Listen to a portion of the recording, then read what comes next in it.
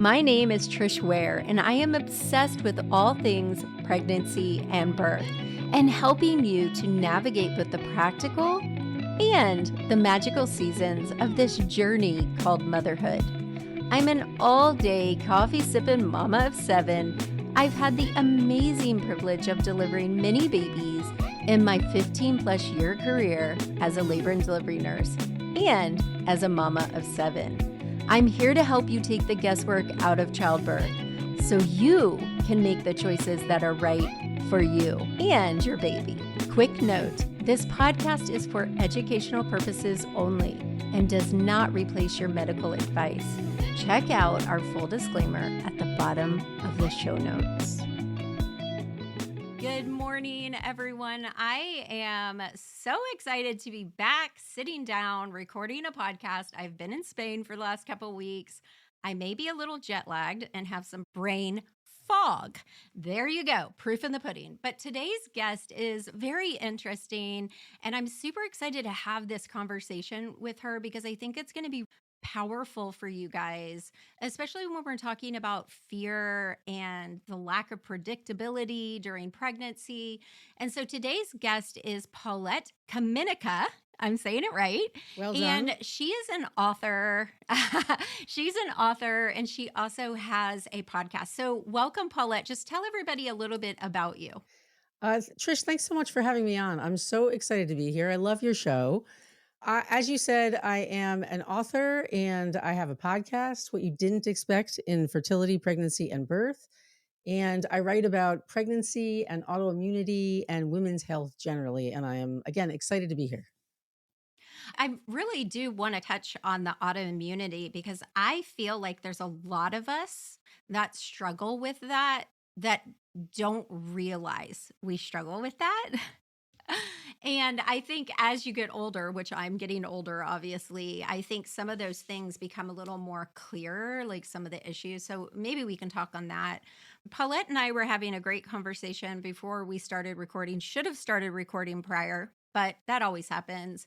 And we were just talking about her own pregnancies. But I want to preface this for you guys because I know you guys get freaked out. And I tell you guys all the time to limit the horror stories or limit the scary things. And when I say that, I always mean that random lady at the grocery store who wants to tell you how horrible her birth was and how her bottom exploded or whatever.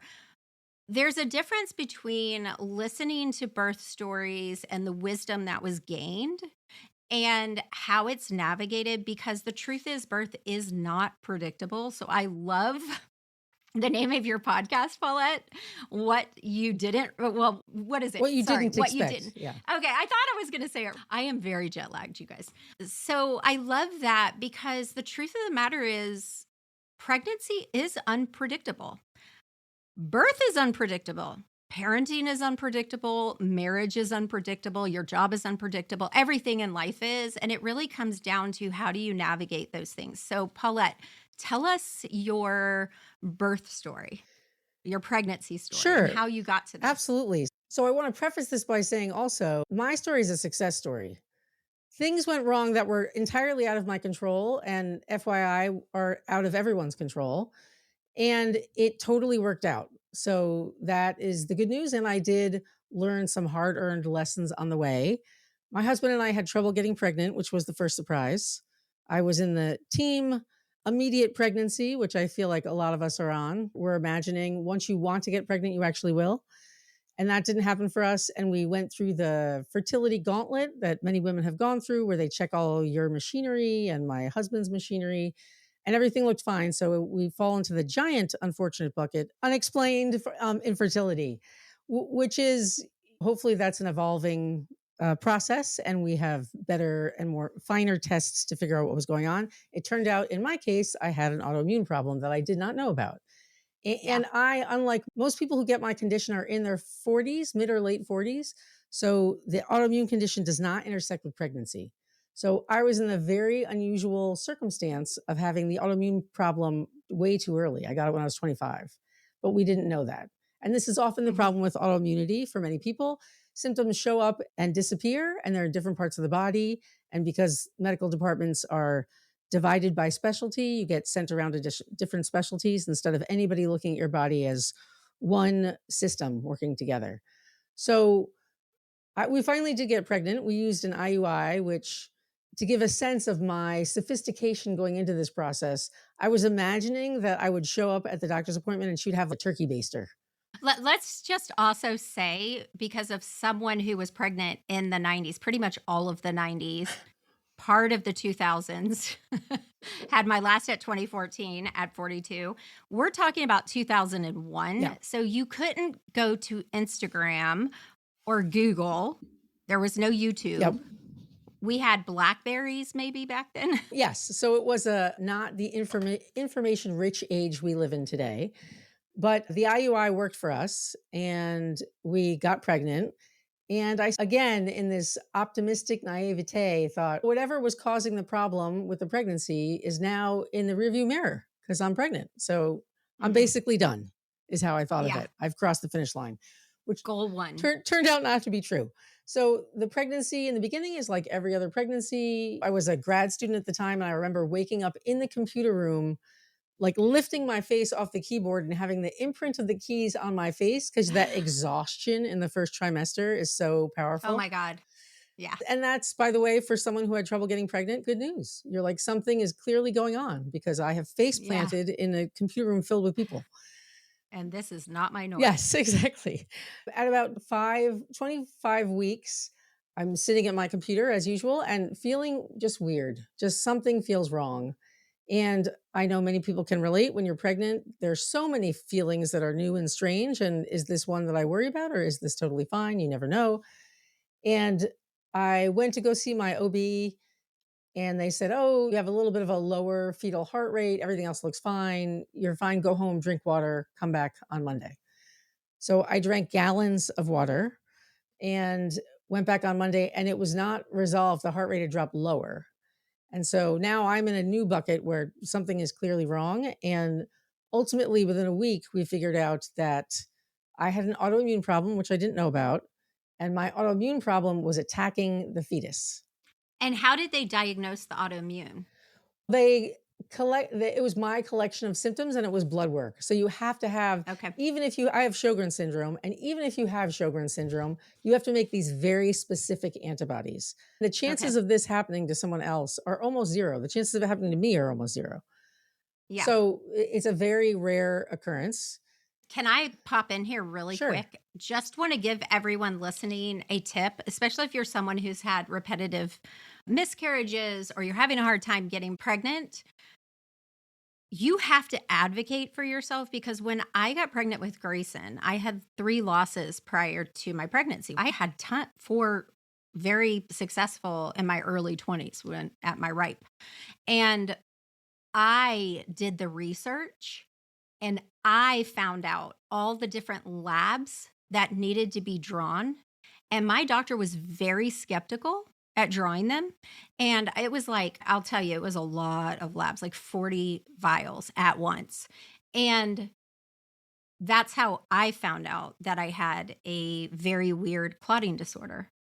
And that's what was causing the miscarriages. So I just want to interrupt really quick that we're going to talk about advocating and research and knowledge, but you're really lucky that they invest. Obviously, if some of those symptoms were happening while you're trying to get pregnant, I don't think back then they would have done as much investigation. But now you're talking about a pregnancy with a fetus. You know what I'm saying? 100%. 100%. Yeah. And actually, in that vein, so we get this diagnosis at 25 weeks, and the baby's heart rate should have been 150, and it was 50. As a labor nurse. Yeah, it was scary to everyone. You could see that my high-risk OBs were pretty panicked. And when we met the first high-risk doctor, he said, we haven't seen one of these in 10 years. And we were in the city of Chicago. So it was a teaching hospital, you would imagine. It wasn't like Gladeville, Tennessee. Exactly. Yeah.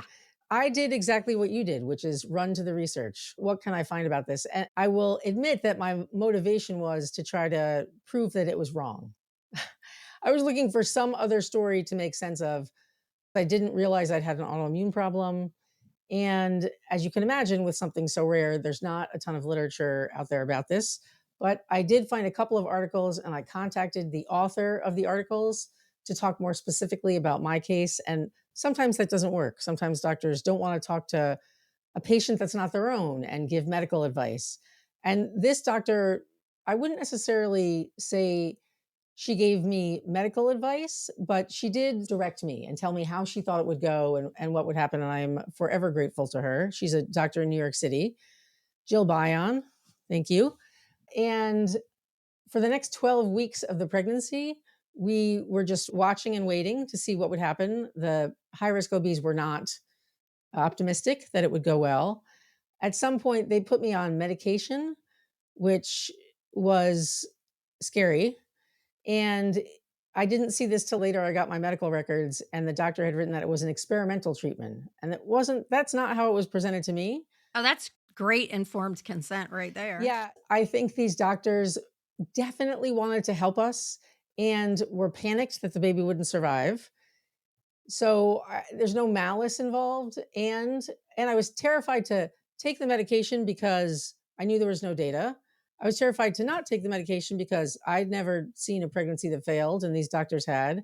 And so I went on the medication, and I think they intended for me to have it till the end of the pregnancy. But after 5 weeks, I took myself off. So at that point, you were 30 weeks. Yes. When you took it off. Yeah. No, they didn't start it at 25. I was probably 32 weeks because it took them a while to figure out what to do. But I took myself off because the heart rate hadn't changed at all.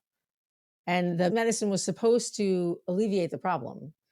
And I was very concerned about birth defects I might be causing. Should we be lucky enough to have a live birth at the end of this? What's my responsibility to the fetus? Yeah.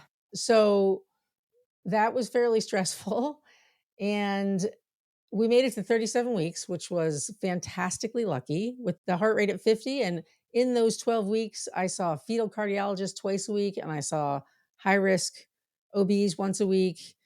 And I will say that I was definitely underwater in uncertainty. And that was very stressful. But one thing that the fetal cardiologist said to me that was really useful is she made it clear that no one really knew what would happen. Everyone was guessing. So when the high risk OBs kept telling me, we don't think she'll survive, that was fear more than an accurate prediction because we don't really know what would happen. So to get through those 12 weeks, my first lesson was one day at a time. To make it from 25 weeks to... Listen up, mamas. To 25... This applies to all of you. Yeah, 25 weeks to, we imagined 40 weeks is a long time to be panicked. So I literally just lived one day. I just have to make it through today. And that's what I'm going to do. And that's how we stepped through the 12 weeks. And I had it holding on in my mind. No one knows how this will resolve. It could still work out. I am also exceedingly grateful to my father, who passed in 2020, but he was a hematologist, so not his specialty. I called home every single day to just hear his voice and have him calm me down and tell him, this is what the doctor said. What do you think? And every time I asked him, do you think this can still work out? He'd say, yes. What an honor. Like, how amazing is that? Yes. He absolutely helped me survive through that process. And so we get to 37 weeks. The doctors are super excited we've made it this far. And they have scheduled a C-section because the fetal heart is not responsive to anything. So it could not have handled contraction. So I can't have a vaginal delivery because if there's any issue with the fetus, you can't tell because usually you use heart rate as a... Let me put that in perspective for you guys. If I were laboring you and your baby's heart rate dropped into the 50s for more than 60 to 90 seconds and we could not get it to react, we would be rushing you back for a 6-minute C-section. Yeah. So, that is useful context. So we plan the C-section. And I go into the hospital the day I'm assigned to go in. They picked my daughter's birth date based on an availability in the surgeon's schedule. And we go in, it feels like a business meeting. I have no contractions. I don't feel anything. Yeah. And the surgeon is standing over me to start the C-section. And he says, I don't think this one's going to make it. Oh my gosh. Okay. Back up a little because I want to talk about what you were feeling and thinking like the night before and the morning of and going to the hospital. Where were you at mentally and emotionally? Yeah, that's a good question. I was really panicked. I had spent the entire pregnancy holding on to this uncertainty as this is the only thing that it could still work out, knowing that the next day when I had my C-section, You'd know for one way sure. or another, it would resolve. And I did Mhm. not want to, I was so afraid of a stillbirth. Mhm. So I was terrified. What about your partner, your husband? My husband was he was very freaked out. He is Midwestern solid, not super emotive. And he was pretty freaked out. We had made a playlist for the vaginal delivery we imagined we were having. And so we sat in the C-section suite awaiting the surgery, making fun of our playlist. Yeah. Imagine, like, who would listen to this Yeah. stuff, right? I can't even Yeah. imagine listening to this music. And what a somber OR. I'm sure the operating room, everyone was afraid to be excited or positive. I can't even imagine that. We were there for the surgery. I felt like I Yeah. was getting my appendix out or something, right? So I don't really have I did have another daughter after that, but I have never had that experience. So I didn't miss it because I didn't know that was a possibility.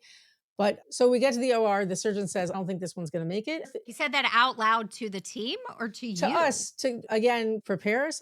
That was Yeah. said to me many. Like you hadn't been prepared for that thought. I am ambivalent about how the team handled that whole thing, and I don't have a better way to handle it. I don't know whether they constantly reminded me they thought she wouldn't survive. Because they were scared. They were scared, and I wasn't sobbing. I went to all these appointments without my husband because this is going to sound crazy, but I wanted to keep him clean. Like, this is such a huge emotional burden. I want someone who's in this with me that I can go back to, who is not also carrying this, who can be optimistic. That was the thinking anyway. And was he? Yeah, I think hearing it from me is different than hearing it from the doctors. So I think they're, again, trying to manage expectations. And at that Yeah. point, I was like, do the surgery. I can't talk about this anymore. Like, now I Yeah. just need to know. We can't. Let's just do Yes. it. Let's find out for sure. So they do the surgery. She is born alive, but her APGAR is like 3. She's failing the APGAR test. Which is not the worst. Not the worst, but she doesn't look great. And unfortunately, at this point, the maternal hospital and the children's hospital were separate entities. So she got ambulance to the children's hospital. I'm in the maternal hospital for 3 days. And my husband jumps in his car and follows the ambulance. So I'm alone. And the field cardiologist, who was fantastic, had someone take a Polaroid picture and give it to me. So I had a picture of the baby. Because we didn't have the fancy iPhones. We did not have iPhones. There was no FaceTiming. There was no FaceTime, and my husband went on the city streets of Chicago and found some kind of video camera to bring footage back from the baby's Nice. hospital. Yes. That's amazing. As it unfolded, the baby wasn't doing well. She needed surgery the next day. She had open heart surgery the next day. She was 6 pounds and 3 ounces. Which is a Great weight for 37 weeks. And actually, for babies who had a heart rate of 50. Yes. And in the NICU, she looked a giant. Because 6 pounds Yeah. is right. There's a lot of preemies. And so, Yeah. but she had the open heart surgery. And as I was saying to you when we spoke before we got on here, after the surgery, one of the doctors said to me, whether this child lives or dies is up to her. There's nothing else we can do for her. And that was a really pivotal moment in my view of parenting and her life. I think it's so hard for us as moms to have these babies who lived inside us and were physically attached, to imagine them as separate beings when they're small. And I'm getting that lesson. Every parent will get that lesson because at some point the child will either throw dinner off their table or refuse to wear what you're asking them to wear or say no to bedtime, striking out and showing their independence. I'm getting that lesson the day after she's born. Yeah. And I would say that's a useful lesson for parenting. Yeah. And she was in the hospital for 9 days after the birth. And then we were released, which also felt very quick. And let me just ask, once she had her surgery and all of that, how was she doing as far as her heart rate and all of that? Did it all normalize, or was it still a struggle throughout her life? Or? Well, so they put in a pacemaker. So she'll need a pacemaker Okay. until we figure out how to make nerves, which we have not figured out how to do yet. Okay. So that was her initial surgery. Now she's a senior in college and she has had 6 surgeries since then. but the pacemaker solves the problem that my autoimmune problem created. So we're Okay. super lucky to have a problem that's fixable, to have a problem that's really common. A lot of people have pacemakers.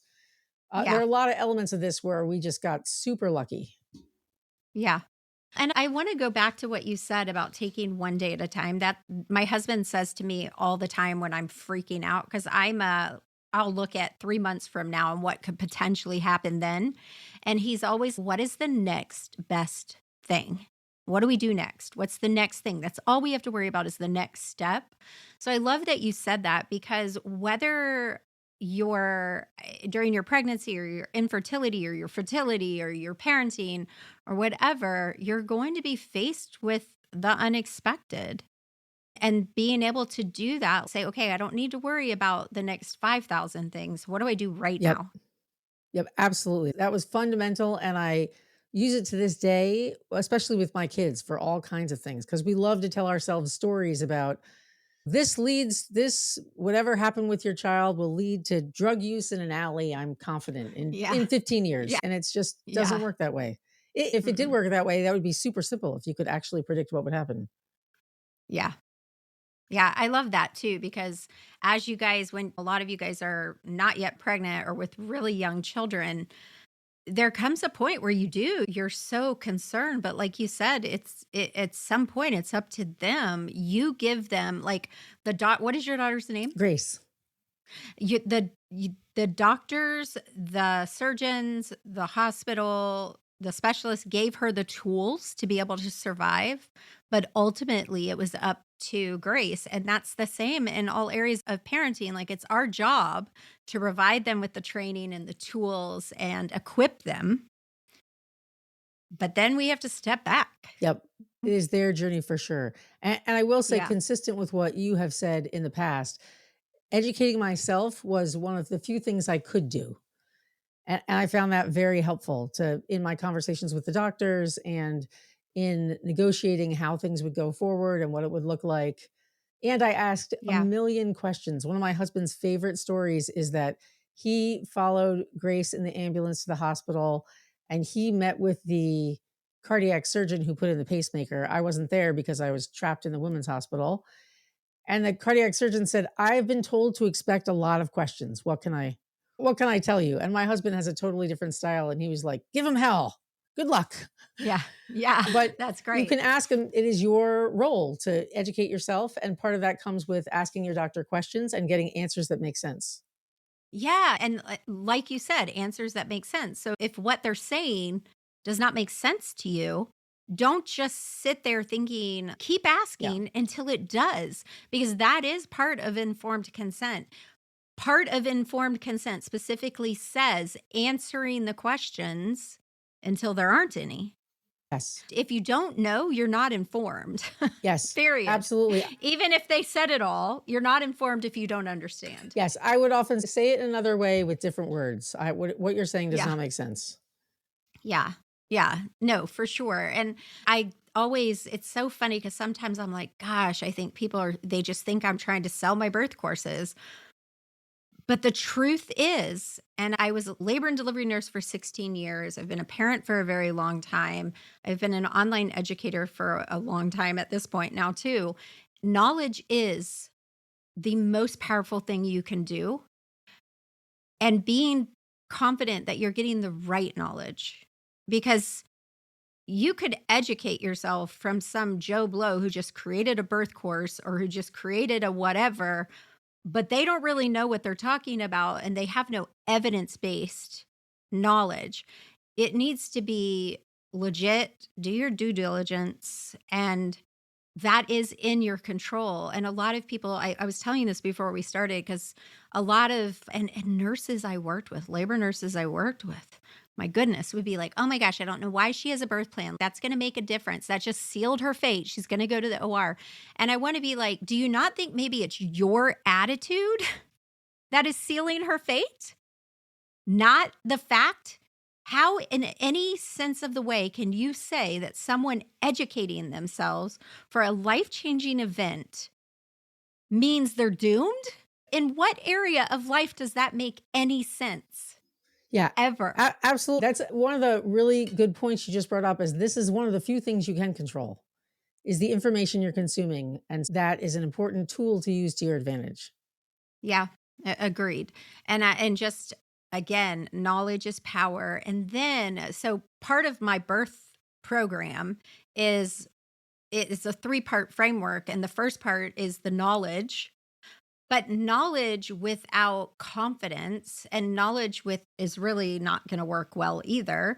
But then you have to have the right mindset, which it sounds like you were working on your mindset as well. And then the third part would be advocacy, like willing to speak up, because you can know all the things, but if you're scared to speak up and challenge or to even ask questions, then that knowledge isn't as powerful as it can be. So it's really all three parts. That's a super important point. And I learned very early on in the pregnancy that, oh, this fetus needs an advocate, and that's going to have to be me because there's no one else here. Yeah. So Yeah. that is a really important point. Yeah. So, because and like I was telling you before, part of our birth program is that we meet with our students our pregnant mamas every Wednesday. We do a Zoom hangout with me, and I have a team of doulas, and we hang out with them and we help answer their questions. We help navigate. How do I say this to my doctor? My doctor said this. What do I do? We help them navigate all those emotions and unexpected things that come up, which will forever for the rest of your parenting journey. And then we also have our membership where we do the same with our postpartum moms as well. And I think that part, like, can you imagine if you would have had a community to be able to bounce things off? Like, that's one thing I think that the moms now that are pregnant have such an advantage because I have babies in the early 2000s too. And we just did not have the availability besides the few people we knew in our lives, which when you've got a situation like yours, that's so rare. What are the chances you actually know someone? Slim to none. Yeah, You know? yeah, I totally agree. So my father and the fetal cardiologist, she was fantastic. Those two people for sure carried me through. That was my community because they were the people who had experience. Yeah, I love that. We're in the middle of a launch right now. We do something called Fearless Birth Experience 4 times a year. We have a private community for the registrants. It's free. And I was just in Telegram. They were all chatting and I was watching them connect. Hey, I'm an IVF pregnancy. Oh, me too. And they're chatting.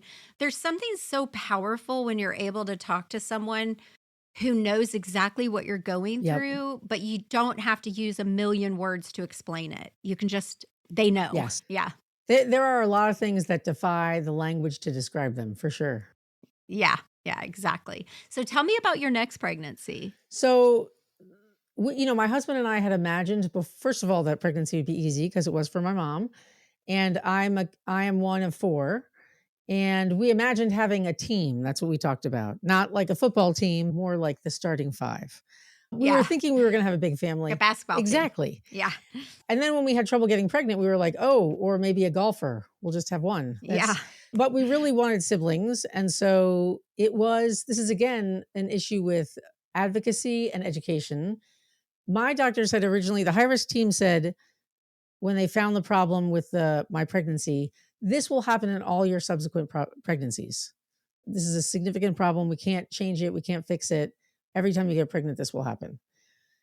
And knew, having done the research ultimately later, that again, that was a guess. No one really knows. And I had been a graduate student in economics and I did a lot of work with data. And so I could read the studies and see what they were talking about, how valid the conclusions were based on how big the sample was.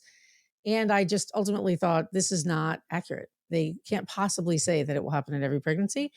So we did get pregnant again with an IUI because now that I have identified that Sjogren's is the problem, if you have Sjogren's, everything's too dry. So basically the sperm have to walk up to the fallopian tube. So the IUI resolves that because it's cutting the journey. So we used that again and got pregnant pretty quickly. And you can imagine, after having the first pregnancy, the second one is watched exceedingly closely. We had moved, so we moved out to the Bay Area in California. So again, a big area, but different hospital. Yeah. And they watched us super carefully. which anyone who has a pregnancy that's watched super carefully knows it's not super fun. There are Mm-mm. better things to do. No, I always say that all the time. My high risk moms, you guys are freaking superheroes from all the appointments, all the uncertainty. Some of them are in the hospital for months Yeah, on antepartum. It's a lot. it is a lot. And I didn't have to stay in the hospital, but I did have many appointments and lots of ultrasounds. And that baby did have some wiggliness, let's call it, in the pregnancy. I had too much amniotic fluid, and they thought a ventricle in her brain was too large. They did an MRI, but no one really knew what that meant. And she was not a VBAC because in 2004, that was not a big thing. No, once a C-section, always a Always a C-section. C-section, yes. And I'm in the high Yeah. risk group, and so they're not excited to add excitement to my birth. And Yeah. she actually came early. She came at 37 weeks. I had contractions and I drove myself to the hospital because I'd never had contractions before. I had no idea what it was. And they could not turn the contractions off. And they said, 37 weeks, we'll just shove you into a free space in the C-section calendar. And I had her at 37 weeks and she was born healthy. And then at 3 months, her head was growing too quickly. They do the little tape measure Yeah. around the head Mhm. so the rate at which her head was increasing was too fast for everything else. And that landed us in the PICU at some point. She had a massive seizure. And that was a bit of a clown show. No one knew what was going on. And the neurosurgeons were saying, we're going to have to bore into her skull to look around in her brain. And neurology said she'll never walk or talk based on the scans we're seeing. And Lord other goodness, you doctors have not said, had it easy. yes, other doctors said, oh, she just needs more B vitamin. So obviously, again, we're in the lap of uncertainty. Nobody knows what's going on. Bore into her brain vitamins. That's a wide Yes. range. So it is a wide range. And ultimately, I begged the neurosurgeon to get us a rheumatologist because she had a rash on her face that was the same as her sister's rash. And the rash comes with my antibodies. So, and when I saw the rash, at first I thought, oh, did I use the wrong shampoo? And then I thought, oh, it's the rash, but I didn't get it checked out because the rash resolves on its own. And ultimately it was found out it was another different intersection with my autoimmune problem. And my antibodies, which now everyone knows what antibodies are after COVID, were sticking in the membrane that covers the brain. So fluid couldn't get in and out, which is why her head was expanding too fast. And the rheumatologist said, this will resolve on its own. Goodbye and good luck. So she is walking and talking, plays lacrosse and Rose Crew, and was on the debate team. And she is a sophomore in college. That's amazing. Yes. And wow. Yeah. That's a whole lot to handle. Yes. It was so we do not have a team of 5 after that. I said, okay, I'm sure. gonna punch out. I feel like this is too much. My autoimmune condition and pregnancy do not get along. Yeah. No. Oh my goodness, that's so much. And I know for those of you guys who are still sticking around listening and not freaked out, such a rarity. Oh, but the main the condition with the second one, I think there are 11. They were at the time 11 cases known ever. Yeah. It's super rare. It's just so I had a very aggressive autoimmune problem that I was being introduced to. So your autoimmune disorder, there was 11. No, of the intersection of my autoimmune condition and this problem for a baby. With her brain. Yes. Okay, so 11. How many of those 11 did they bore into their brain? You know what? The rheumatologist who found the article about this aspect of the condition found it in a dermatology journal. So I think we were in the bore into your brain bucket because she'd had this massive seizure. And seizures are not that rare. People have all kinds of unexplained seizures. And my son did. Yeah, as far as we can tell. Never had a problem again. As far as we can tell, she hasn't had it again either. But that shifted us quickly from dermatology to brain surgery. As far as we can tell, it's super rare to have this outcome. So this is like a 0% chance that anyone will have this. And the good news is that it resolves on its own.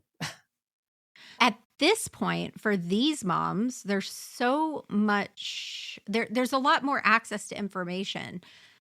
Has there been any advances in this autoimmune disorder that you have or pregnancy with this autoimmune?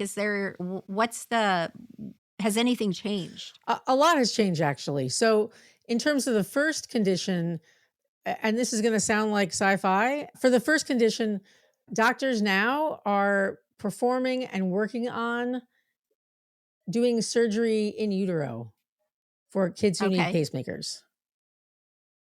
That's incredible. Unbelievable, unbelievable. Yeah. And Yeah. my second condition, it literally doesn't happen. So Okay. it was a perfect storm of things that happened to co-occur and put us in this weird circumstance. So now I wonder during the infertility process, do they test for these autoimmune disorders? That's a really good question. I'm guessing they do not, Probably not. but it would be really useful, right, to have some sense of a wider spectrum of what's going on. Whether that should be done in OB or not, or who would control that, I have no idea. Yeah. No. There's just so much unknown. There's So a much. ton And that's unknown. Yes. yeah. For those of you guys who are listening, I'm so glad that you're here because I think the important thing is how do we handle these unexpected diagnoses, whether it's something as simple as finding out that you're GBS positive or you have gestational diabetes, or maybe you find out you have pregnancy induced hypertension or whatever it is.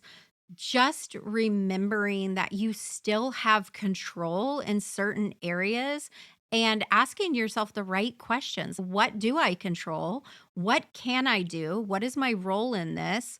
And like Paulette said, one of the most important roles that you take on is advocating for this baby. And that begins in utero and continues for a very long time. Absolutely true. And your Yeah. case is unique in some ways, right? What's going to happen to you is not necessarily what they're reporting in the hospital. Usually they give averages. And so it's useful to have some context to understand it, but take it with a grain of salt, right? No one can predict what's going to happen. Yeah, I love that you said that because I tell my students all the time. And right now, we've got this Telegram chat for the Fearless Birth Experience participants. And one of them is saying, my doctor said that I have to be induced because of blah, blah, blah.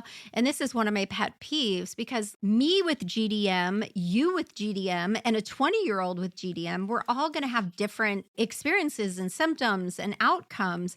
And to treat us all the exact same because of a diagnosis is really Yep. frustrating to me.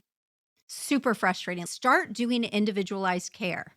If this mom has GDM, but it's diet Yeah. controlled, she's in good health, the baby is passing the NSTs and the BPPs and doing great, don't induce her at 38 weeks because that's just what we do for GDM. No, come on. Like, it's so frustrating to me. It is really frustrating. And I would say the individualized approach is amazing and has completely changed my life. I found functional medicine, which is a branch of medicine focused on getting to the root cause of a problem, which anybody who has a chronic issue can relate to the fact that mostly what you're doing is managing symptoms, which is a little bit frustrating, especially with autoimmunity. All the doctor really has done for me is change my diet. So it's not like I've done wacky things.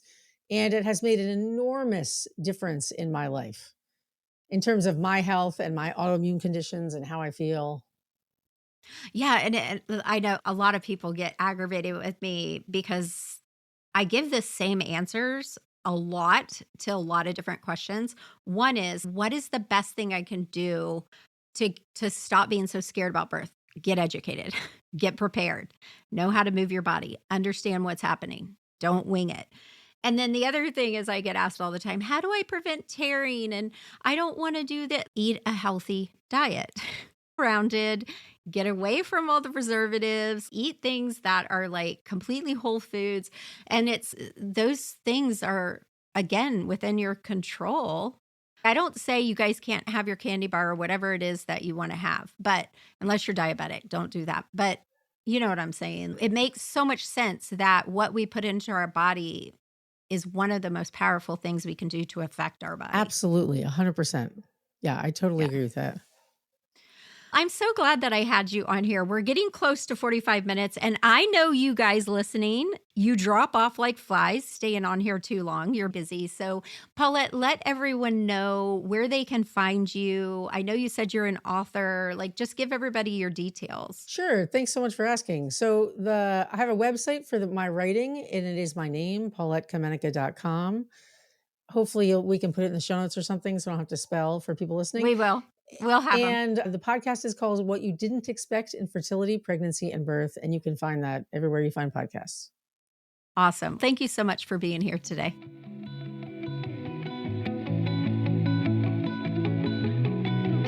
Hey there.